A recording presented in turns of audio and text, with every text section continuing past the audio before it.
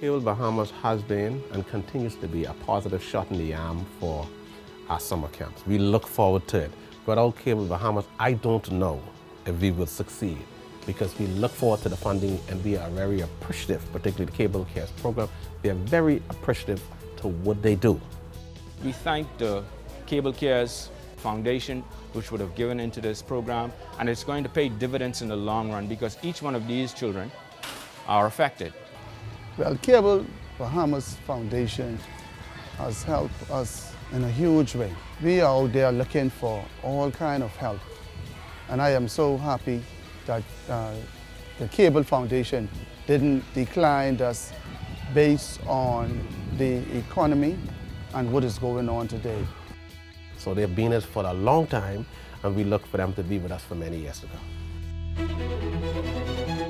A husband and wife shot and killed in Grand Bahama. A teacher in Eleuthera reportedly attacked by a parent.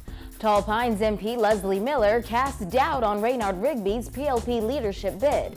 Plus, new additions coming to downtown Nassau. We've got those stories and more coming up tonight. I'm Dana Smith, and MD12 Weekend starts right now.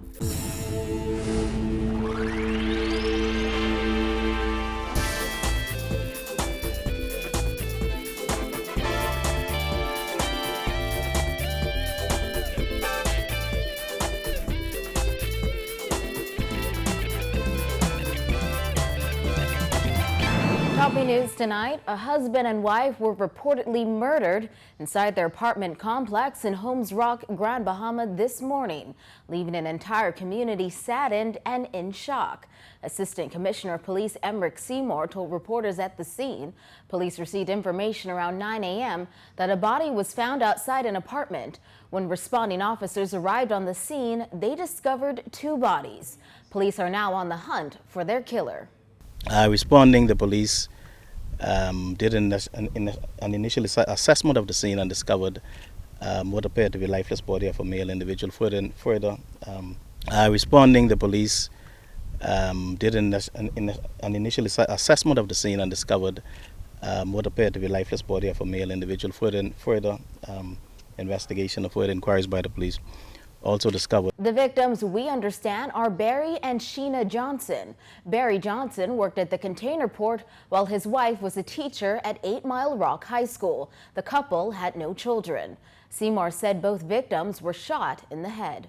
2 lives have been lost, what appeared to be in such a senseless way. I also want to say that both of the incidents, both of the individuals discovered, each one had a gunshot wound to the head. Okay, the male had a gunshot wound to the front of the head, and the female to the back. And so we're asking anybody with any information that can help us bring some resolution to this matter to please come forward. Seymour said the family members of the victims have been alerted and are distraught.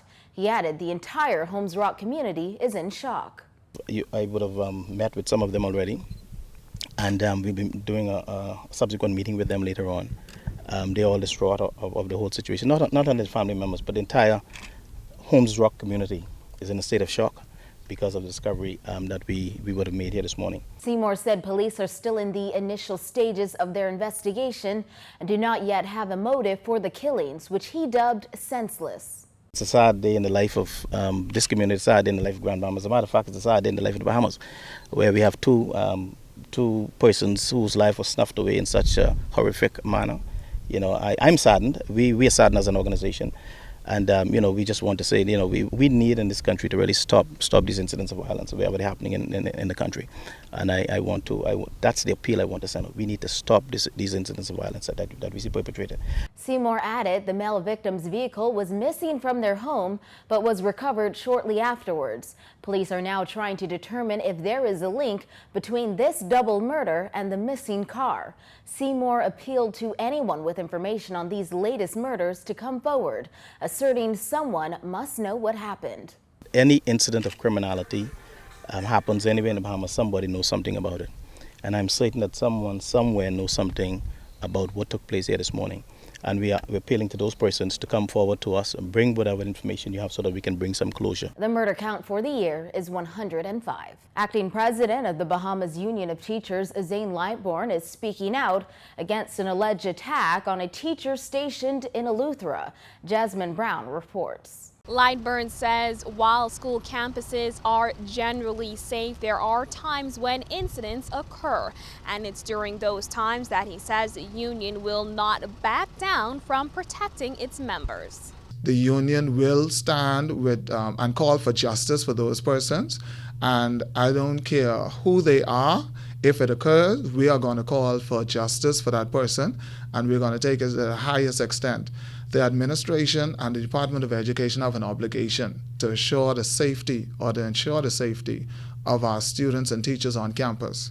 And where we see a lackluster attitude of either security or of the system of security on campus, we're going to deal with those schools individually, and we're going to make sure that our teachers are protected. The mother of a 6th grade student at Governor's Harbor Primary in Eleuthera was arrested for allegedly assaulting her child's teacher. Police say the woman visited the school on Wednesday to confront the teacher about her child's poor performance on an examination.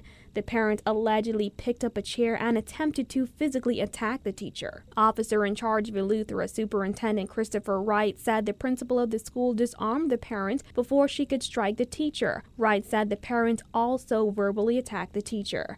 Lightbourne says the union condemns the alleged attack. We had a parent-teacher conference, I think, that went above and beyond, and it got a bit emotional. And we're satisfied that the teacher physically isn't injured, and also we are condemning this practice. Security was beefed up at several New Providence schools between 2013 and 2014 due to several reported attacks on teachers. Lightbourne called on parents to be more respectful of educators. We are appealing to parents to come on campuses and treat our school campuses with the professional at least the professional attitude it deserves. Come humble. Teachers are experts in their field. They can talk and collaborate with you. We're going to disagree sometimes. But if there's any parent or guardian or otherwise, if it's a friend or family member that you choose to come on the campus and attack any one of our teachers or students, the union will call for the strictest form of justice to be placed against you. Director of Education Lionel Sands said while the Ministry of Education is concerned about the incident, it is not getting involved in the matter as it has already been turned over to the police. Meantime, the mother, whose name is being withheld, is expected to be charged with assault in a magistrate's court on Monday. Reporting for NB12, I'm Jasmine Brown. Tall Pines MP Leslie Miller has raised questions about just how far former PLP Chairman Raynard Rigby will make it in his bid for the party's leadership.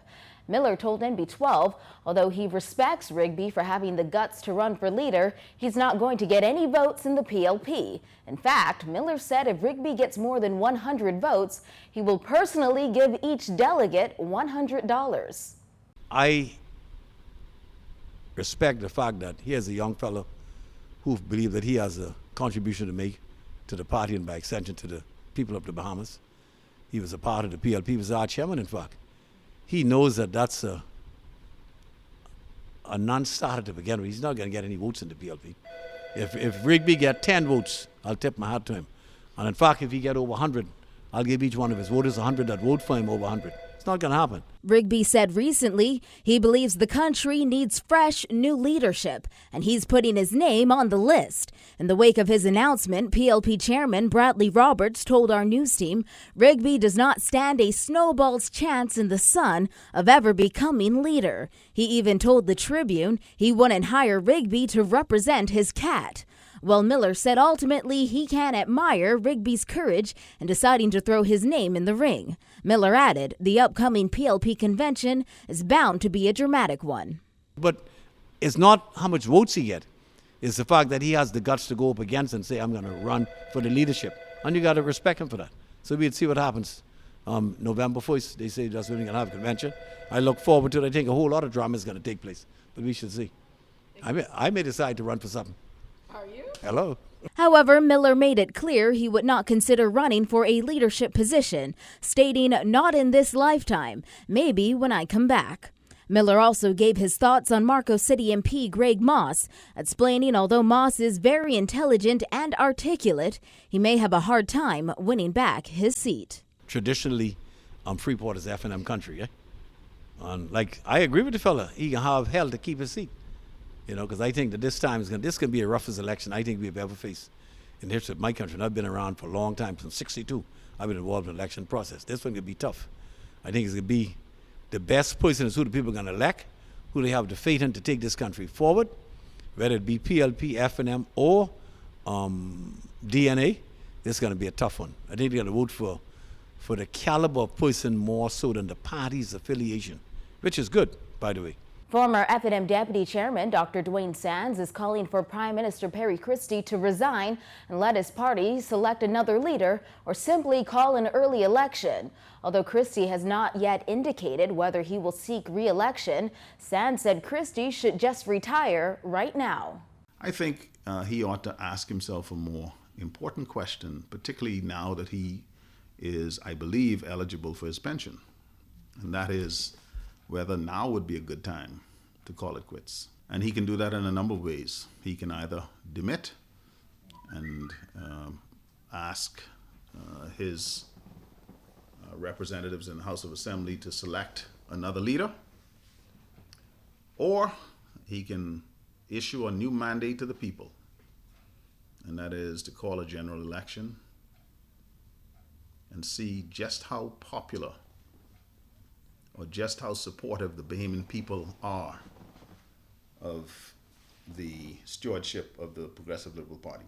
Sands said he doesn't believe the Prime Minister has done enough over the past 3 years to secure the PLP another election victory. Quite frankly, Sands said, Christie and his administration has simply not been up to the task of transforming the Bahamas for the better. He promised after the last catastrophic administration that he would be a changed man, that we would see a different government, that we would see a different Christie. And there has been precious little different in this administration, except perhaps that things are a little bit worse, or perhaps a lot worse. Sands also hit out at Christie's disjointed cabinet, pointing to the Alfred Gray judicial interference and the Attorney General conflict of interest controversies, once more accusing the Deputy Prime Minister of misleading the public during that BAMSI insurance debacle, criticizing the Prime Minister of Tourism for often disagreeing publicly with Christie, and Sands dubbed the Minister of Immigration and Foreign Affairs rogue for his tendency to speak out on everything. What we see is a lot of finger pointing, and there has been the tendency of this cabinet led by Mr. Christie to be very disjointed, very dysfunctional. You have every single cabinet minister speaking out of turn. You have examples of the Deputy Prime Minister committing an egregious sin in the House of Assembly by misleading the public. You're watching the best in Bahamian news. There's more when MB12 returns.